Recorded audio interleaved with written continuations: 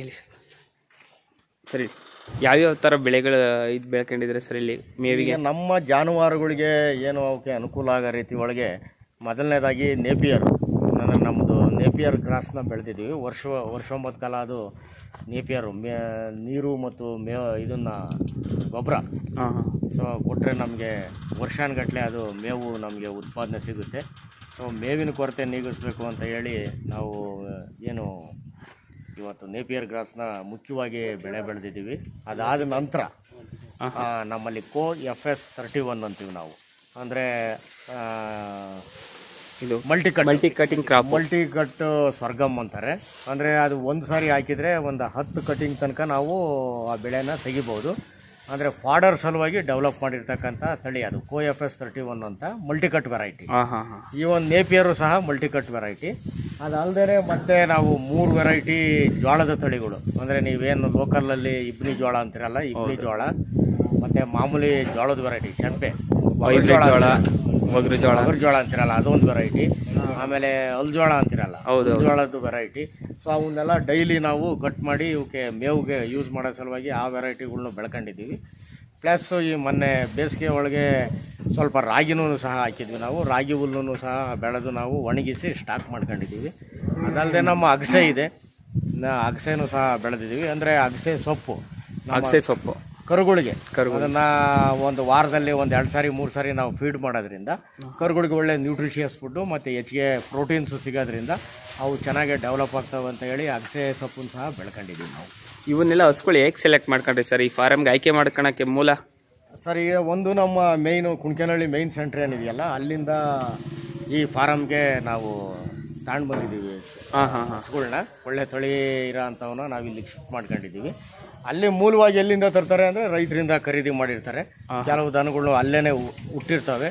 ಮತ್ತು ನಾವೇನು ಈ ಕೆಂಪು ದನಗಳು ಏನಿದಾವೆ ಇದನ್ನು ಹಳ್ಳಿ ಕಾರ್ನಲ್ಲಿ ಅಮರಾವತಿ ವೆರೈಟಿ ಅಂತೀವಿ. ಇದನ್ನು ನಾವು ಕೋಲಾರ ಜಿಲ್ಲೆ ಹಳ್ಳಿ ಕಾರಲ್ಲೇ ಸಬ್ರೀಡು ಅಮರಾವತಿ. ಹಳ್ಳಿ ಕಾರ್ನಲ್ಲಿ ಒಂದು ಸಬ್ಬು, ಒಂದು ಪ್ರಭೇದ ಅಂತೀವಲ್ಲ, ಹೌದು, ಆ ರೀತಿ ಒಂದು ಪ್ರಭೇದ. ಇದು ಅಮರಾವತಿ ವೆರೈಟಿ ಅಂತಾರೆ. ಅದೇ ರೆಡ್ ಕಲರ್ ನೋಡಿ ಜರ್ಸಿ ದನ ಕಂಡಂಗೆ ಕಾಣ್ತವೆ. ಹೌದು.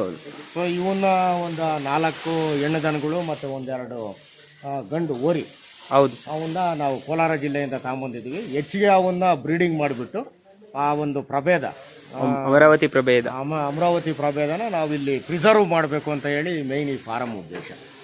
ಅದು ಸರ್, ಹಸುಗಳಿಗೆ ಏನು ಬ್ಲಡ್ ಕಲೆಕ್ಷನ್ ಮಾಡಿ ಏನು ಟೆಸ್ಟ್ ಮಾಡಿ ಸೆಲೆಕ್ಟ್ ಮಾಡಿ ಯಾವುದೇ ಅನಿಮಲ್ಸ್ನ ನಾವು ನಮ್ಮ ಫಾರಮ್ಗೆ ನಾವು ಖರೀದಿ ಮಾಡಿ ತರಬೇಕಾದ್ರೆ ಫಸ್ಟು ನಾವು ಹೋಗ್ಬಿಟ್ಟು ಹಳ್ಳಿಗಳಲ್ಲಿ ಒಂದು ದನಗಳನ್ನ ಸೆಲೆಕ್ಟ್ ಮಾಡ್ತೀವಿ. ಸೆಲೆಕ್ಟ್ ಮಾಡಿಬಿಟ್ಟು ಬ್ಲಡ್ ಸ್ಯಾಂಪಲ್ ಕಲೆಕ್ಟ್ ಮಾಡ್ತೀವಿ. ಬ್ಲಡ್ ಸ್ಯಾಂಪಲ್ ಕಲೆಕ್ಟ್ ಮಾಡಿಬಿಟ್ಟು ನಮ್ಮ college, veterinary college Bengaluru, so ಹಳ್ಳಿಗೆ ಕಳಿಸ್ತೀವಿ.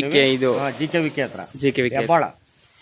ಸೊ ಅವರೇನು ಬ್ಲಡ್ನ ಸ್ಕ್ರೀನಿಂಗ್ ಮಾಡ್ತಾರೆ, ಅಂದರೆ ಏನೇನು ಕಾಯಿಲೆಗಳಿದ್ದಾವೆ ಎಲ್ಲ ಅವನ್ನೆಲ್ಲ ಸೆಲೆಕ್ಷನ್ ಮಾಡಿ ಸ್ಕ್ರೀನಿಂಗ್ ಮಾಡಿದ್ದಾದಮೇಲೆ ಯಾವುದ್ರಲ್ಲೂ ಹೊಟ್ಟೆ ಕಾಯಿಲೆ ಇಲ್ಲದೇ ಇರೋ ಅಂಥವು, ಅಂದರೆ 100% ಫ್ರೀ ಫ್ರಮ್ ದಿ ಡಿಸೀಸ್ ಅಂಥವು ಮಾತ್ರ ನಾವು ಪರ್ಚೇಸ್ ಮಾಡ್ಕೊಂಡು ನಮ್ಮ ಫಾರಮ್ಗೆ ಇಂಟ್ರೊಡ್ಯೂಸ್ ಮಾಡ್ತೀವಿ. ಈಗ ನಾವು ಒಂದು 10-15 ದನಗಳು ನೋಡಿದರೆ ನಮಗೆ 4 ಇದಾಗಿರೋದು ಏನು. ಹೌದು, 100% ಸೆಲೆಕ್ಟ್ ಮಾಡ್ಕೊಂಡ್ರೆ ಅದು 10 ದನದಲ್ಲಿ 4 ದನ ಮಾತ್ರ ನಾವು ತಂದಿಲ್ಲ ಹಾಕಿ ಹೇಳ್ತೀವಿ. ಸರ್, ಬಿತ್ತನೆವರಿ ಎಲ್ಲ ಹೆಂಗೆ ಸೆಲೆಕ್ಟ್ ಮಾಡ್ಕೊತೀರಾ? ಸೇಮ್ ಬಿತ್ತನೆವರಿನೂ ನಾವು ಈಗ ಅಲ್ಲಿ ವಿಲೇಜ್ಗಳಲ್ಲೆಲ್ಲ ಓಡಾಡಿ ನೋಡಿದ್ವಿ. ಅವನು ಒಂದು 4-5 ಬಿತ್ತನೆವರಿಗಳನ್ನೆಲ್ಲ ಸೆಲೆಕ್ಟ್ ಮಾಡಿದ್ವಿ. ಅದ್ರದ್ದು ಬ್ಲಡ್ ಸ್ಯಾಂಪಲ್ಲು ಅದೆಲ್ಲ ತೆಗೆದು ಕೊಟ್ವಿ. ಅದರಲ್ಲಿ 2 ಮಾತ್ರ ಓಕೆ ಆಗಿದ್ವು. ಆ 2 ಮಾತ್ರ ನಾವು ತಗೊಂಡು ಬಂದ್ವಿ.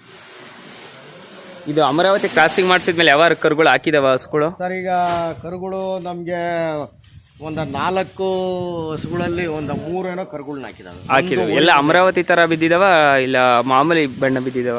ಈಗ ಅದರಲ್ಲಿ 2 ಅಮರಾವತಿ ತರ ಬಂದಿದ್ದಾವೆ. ಇನ್ನೊಂದು ತರ ಇದೆ ಮತ್ತೆ ಆ ಕಡೆ ಒಂದಿದೆ. ಒಂದು ಸ್ವಲ್ಪ ಕ್ರಾಸ್ ಬ್ರೀಡ್ ಬಂದಿದೆ. ಸೊ ಅದನ್ನ ನಾವು ಬೇರೆ ಗೋಶಾಲೆಗೋ ಅಥವಾ ಬೇರೆ ಕಡೆ ಕೊಟ್ಬಿಡ್ತೀವಿ. ಅದು ಇಟ್ಕೊಂಬಲ್ಲಿ ನಮ್ಮ ಫಾರಮ್ನಲ್ಲಿ ಮೇಯ್ನು ಅಮರಾವತಿ ತಳಿ ಏನು ಬರ್ತಾವೋ ಅವನ್ನ ಮಾತ್ರ ನಾವು ಪ್ರಿಸರ್ವ್ ಮಾಡ್ತೀವಿ. ಇದು ಕ್ರಮೇಣ ಅಮರಾವತಿಯಾಗಿ ಪರಿವರ್ತನೆ ಆಗುತ್ತೆ ಅಂತ. ಎಸ್. ಸೊ ಹಾಲೇನಾದ್ರು ಕರಿತೀರಾ ಇದರಲ್ಲಿ? ಈಗ ನಾವು ಹಾಲು ಕರಿಯೋದು ನಮ್ಮ ಉದ್ದೇಶ ಇಲ್ಲ ಈ ಫಾರಮ್ನಲ್ಲಿ. ಮೇನ್ಲಿ ಈಗ ಹಾಲು ಏನು ಹಳ್ಳಿಕಾರು ಕರುಗಳಿಗೋಸ್ಕರನೇ ನಾವು ಬಿಟ್ಬಿಡ್ತೀವಿ. ಎಲ್ಲ ಹಳ್ಳಿಕಾರ್ ಕರುಗಳಿಗೋಸ್ಕರ ಎಲ್ಲ ಕರುಗಳಿಗೆ ಬಿಡ್ತೀವಿ. ನಾವು ಹಾಲು ಕರಿಯೋ ಪ್ರೊಸೀಜರ್ ಇಟ್ಕೊಂಡಿಲ್ಲ.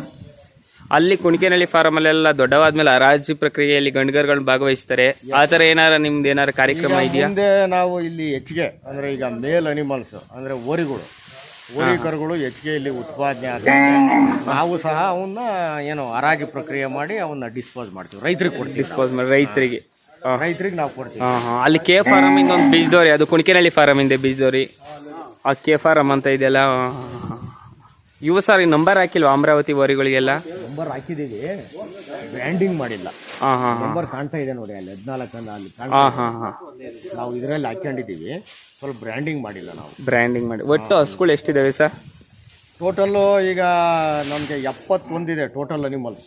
ಟೋಟಲ್ ಅನಿಮಲ್ಸ್ ಓರಿ ಇನ್ನು ಎಲ್ಲ ಸೇರಿ 71 ಇದಾವೆ. ಅದರಲ್ಲಿ 3 ಓರಿಗಳಿದಾವೆ, ಅಂದ್ರೆ ಬೀಜದ ಓರಿಗಳು. ಒಂದು 5 ಕರುಗಳಿದಾವೆ, ಗಂಡು ಕರುಗಳು. ನಿಮ್ದು ಇದು ಸಂವರ್ಧನಾ ಕೇಂದ್ರ ಬ್ರ್ಯಾಂಡಿಂಗ್ ಇನ್ಸಿಲ್ ಏನು ಸರ್? ನಾವು ಇದನ್ನ ಹುಲ್ಲೇನಹಳ್ಳಿ ಅಂತ ಕೊಡ್ತೀವಿ ನಾವು. ಬ್ರ್ಯಾಂಡಿಂಗ್ ಎಚ್ ಅಂದ್ರೆ ಹುಲ್ಲೇನಹಳ್ಳಿ ಫಾರ್ಮ್ ಅಂತ. ನಿಮ್ ಬ್ರ್ಯಾಂಡಿಂಗ್ ಇನ್ಸಿಲ್ ಬಂದು ಎಚ್ ಅಂತ ಬಂತೀವಿ. ಆಮೇಲಿಂದ ಅದು ಯಾವ ವರ್ಷ, ಈಗ 2023 ಅಂದ್ರೆ 2023, ಅದ್ರಾಗೆ 1ನೇ ಕರ 2ನೇ ಕರ, ಯಾವ ಸಾಲಿನ ಕರ ಇಷ್ಟನೇ ಕರ ಅಂತ ಆ ತರ ಬ್ರ್ಯಾಂಡಿಂಗ್ ಮಾಡ್ತೀವಿ. ಸೊ ಫೀಡ್ ಏನಾರು ಕೊಡ್ತೀರಾ? ಸೊ ಈಗ ಒಂದು ಅನಿಮಲ್ಗೆ 2 kg ಅಂತೇಳಿ ನಾವು ಪ್ರತಿನಿತ್ಯ ಇವಕ್ಕೆ ಫೀಡ್ಸ್ ಹಾಕ್ತೀವಿ. ಕ್ಯಾಟಲ್ ಫೀಡ್ ಒಂದು ಹಸುಗಾಗ್ಲಿ ಒಂದು ಓರಿಗಾಗ್ಲಿ 2 kg ಫೀಡ್. ಮೇಂಟೆನೆನ್ಸ್ ರೇಷಿಯೋ ಅಂತ. ಮೇಂಟೆನೆನ್ಸ್ ರೇಷಿಯೋ ಸರ್ಕಾರದಿಂದನೇ 2 kg ಫಿಕ್ಸ್ ಆಗಿದೆ. ಫಿಕ್ಸ್ ಅದು. ಸರ್ ಲೇಬರ್ಸ್ ಎಲ್ಲ ಎಷ್ಟು ಜನ ಇದ್ದಾರೆ? ಲೇಬರ್ಸ್ ಒಂದು 8 ಜನ ಲೇಬರ್ಸ್ ಇದ್ದಾರೆ. ಒಬ್ರು ಡ್ರೈವರ್ ಕಮ್ ಲೇಬರ್ ಅಂದಂಗೆ. ಪ್ಲಸ್ ಒಂದು ಡಾಕ್ಟರ್ ಹುದ್ದೆ ಇರುತ್ತೆ. ಪ್ಲಸ್ ಒಬ್ರು FDC ಕ್ಲರಿಕಲ್ ಸಿಬ್ಬಂದಿ ಇರ್ತಾರೆ. ಪ್ಲಸ್ ಒಂದು ಇನ್ಸ್ಪೆಕ್ಟರ್ ಪೋಸ್ಟ್. ಇಷ್ಟು ಪೋಸ್ಟು ಸ್ಯಾಂಕ್ಷನ್ ಪೋಸ್ಟ್ ಇಲ್ಲಿ. ಸ್ಯಾಂಕ್ಷನ್ ಪೋಸ್ಟ್ ಇಲ್ಲಿ. ಇದು ಎಷ್ಟು ದಿವಸ ಆಯ್ತು ಸರ್ ಇಲ್ಲಿ ಫಾರಂ ಶುರುವಾಗಿ? ಇದು ಫಾರಮ್ 2023ರಿಂದ ಅನಿಮಲ್ಸ್ ಇಲ್ಲಿ ಬಂದಿದ್ದೀವಿ. ಇಲ್ಲಿ ಇರೋದಕ್ಕೆ ಸ್ಟಾರ್ಟ್ ಮಾಡಿದ್ದು 2023ರಿಂದ. 2023ರಿಂದನೇ ಇಲ್ಲಿ ಅನಿಮಲ್ ಇಂಟ್ರೊಡ್ಯೂಸ್ ಆಗಿರೋದು. ಬಟ್ ಇದು ಹಿಂದೆ ಅಂದ್ರೆ ಇದೆಲ್ಲ ಪ್ರೋಗ್ರಾಮು ಮತ್ತೆ ಕನ್ಸ್ಟ್ರಕ್ಷನ್ ಅವೆಲ್ಲ ಬಿಲ್ಡಿಂಗು ಶೆಡ್ಸು ಇವೆಲ್ಲನ 2015 ಅಲ್ಲ ಏನು 19ರಿಂದನೂ ಸ್ಟಾರ್ಟ್ ಆಗಿದೆ. ಇಲ್ಲೆಲ್ಲ ಆಚೆ ಎಲ್ಲ ಈ ತರ ಓಡಾಡ್ಕೊಂಡಿರಕ್ಕೆಲ್ಲ ಮಾಡ್ತಿರಂಗಿದ್ದೀರಾ? ಓಪನ್ ಚೈನ್ ಲಿಂಕ್ ಮೆಶ್ ಅಂತ ಅದು. ಅಂದ್ರೆ ಈಗೇನು ದನಗಳನ್ನ ಈಗ ಒಳಗಡೆನೆ ಟೋಟಲ್ ಕೂಡಾಕಿದ್ರೆ ಏನಾಗುತ್ತೆ ಅಂದ್ರೆ ಅವು ಚರ್ಮ ರೋಗ ಬರೋದು ಅವೆಲ್ಲ ಆಗುತ್ತೆ. ಆಮೇಲೆ ಎಕ್ಸರ್ಸೈಸ್ ಆಗಲ್ಲ.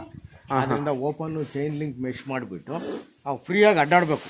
ಆಚೆ ಓಪನ್ ಆಗಿ ಅವು ಅಡ್ಡಾಡಿದ್ರೆ ಅವಕ್ಕೆ ಎಕ್ಸರ್ಸೈಸ್ ಆಗ್ತವೆ. ಮತ್ತೆ ಬಿಸಿಲಿಗೆ ಎಕ್ಸ್ಪೋಸ್ ಆಗೋದ್ರಿಂದ ಈ ಕಾಯಿಲೆಗಳು ಚರ್ಮ ರೋಗ ಇಂಥವೆಲ್ಲ ಬರೋದಿಲ್ಲ. ಅದರಿಂದ ನಾವು ದೊಡ್ಡದಾಗಿ ಒಂದು ಚೈನ್ ಲಿಂಕ್ ಮಾಡಿಸ್ತಾ ಇದ್ದೀವಿ. ಆಚೆ ಪೂರ್ತಿ ಚೈನ್ ಲಿಂಕ್ ಮಾಡಿಸಿ ಮೇಯಕ್ ಬಿಡ್ತೀರಾ ಸರ್ ಇವನ್ನ? ಮೇಯಕ್ಕೂ ಈಗ ನಾವು ಹುಡುಗರಿಗೆಲ್ಲ ಈಗ ಮೇಯಕ್ ಹೊಡ್ಕೊಂಡು ಹೋಗ್ತಾರೆ. ಈಗ 5 o'clock ಹೊರಗಡೆ ನಮ್ಮ ಫಾರಂ ಇದೆಯಲ್ಲ ಕಾವಲು, ಈ ಕಾವಲ್ನಲ್ಲಿ ಮತ್ತೆ ಕೆಳಗಡೆ ಎಲ್ಲ ನಮ್ದು ಜಾಗ ಏನಿದೆ ಅಲ್ಲಿ ಮೇಯೋದಕ್ಕೆ ಬಿಡ್ತೀವಿ ನಾವು. ಅಪ್ ಟು 5 o'clock ಹೊರಗೆ ಬಿಡ್ತೀವಿ. ಪೂರ್ತಿ ನಿಮ್ಮ ಬೌಂಡ್ರಿಲಿ ಫುಲ್ ನೀವು ಓಡಾಡಿಸ್ಕೊಂಡು ಮೇಯಿಸ್ಕೊಂಡ್ ಬರ್ತೀರಾ? ಹೌದೌದು. ಈ ಬೇಸಿಗೆ ಆಗಿರೋದ್ರಿಂದ ನೀರಿಗೆ ಏನಾದ್ರು ಸಮಸ್ಯೆ ಇದೆಯಾ? ಎಷ್ಟು ಬೋರ್ ಇದಾವೆ? ಈಗ ನಮ್ಮಲ್ಲಿ 4 ಬೋರ್ ಇದೆ ನಮ್ಮ ಫಾರಂ ಅಲ್ಲಿ. 4 ಬೋರ್ನಲ್ಲೂ ನೀರು ಬರ್ತೈತೆ, ಏನು ತೊಂದರೆ ಇಲ್ಲ. ಕುಡಿಯೋ ನೀರಿಗೆ ಪ್ಲಸ್ ಈಗೆಲ್ಲ ಮೇವು ಬೆಳೆಯೋದಕ್ಕೆ ಎಲ್ಲನ ಮೇಂಟೈನ್ ಮಾಡ್ಕೊಂಡಿದ್ದೀವಿ.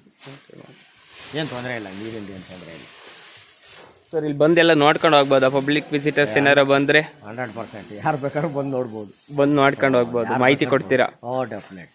ಓಕೆ ಸರ್, ಸಾಕು. ತುಂಬ ಧನ್ಯವಾದ ಸರ್ ಮಾಹಿತಿ ಕೊಟ್ಟಿದ್ದಕ್ಕೆ.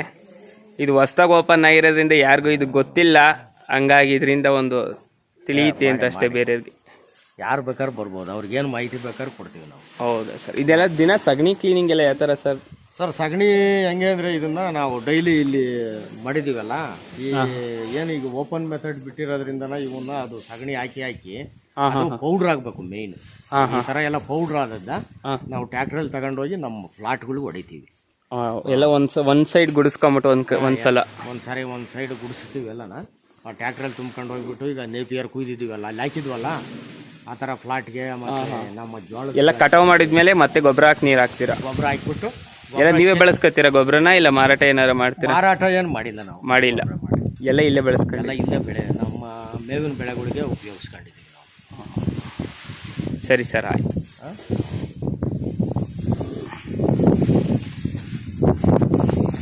ನಮ್ಮ ಕರುಗಳನ್ನೆಲ್ಲ ಕಾಡ್ರಿ. ಯಾವುದು ಸರ್?